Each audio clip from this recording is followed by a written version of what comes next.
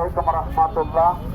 বিগত 12ই ফেব্রুয়ারি নির্বাচনে আপনাদের আন্তরিকতার প্রচেষ্টা, চেষ্টা, সাধনা, যান্ত্রিক খাটাখাটি করেছেন আপনারা। আপনাদের ভোট, আপনাদের সমর্থন দিয়ে আপনারা যেভাবে ভূমিকা রেখেছেন মহান রব্বুল আলামিন তার ভিত্তিতে তিনি রহমত নাজিল করেছেন এবং আমাদেরকে তিনি বিজয়ী করে জাতীয় সংসদ সদস্য করেছেন।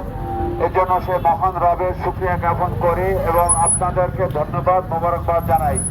প্রিয় ভাইরা আমার, আগামী দিনের গণরুয়াকে সন্ত্রাস মুক্ত, চাঁদাবাজ মুক্ত, দুর্নীতি মুক্ত এবং দখলদারিত্ব মুক্ত, বিশেষ করে জলাবদ্ধতা মুক্ত এবং রাস্তাঘাটের উন্নয়ন সহ বিভিন্ন ধরনের উন্নয়ন কার্যক্রম পরিচালনা যেন সুস্থ সুন্দরভাবে করতে পারি, সেজন্য আপনাদের দোয়া কামনা করে আপনাদের সহযোগিতা চেয়ে আমি কথা শেষ করছি।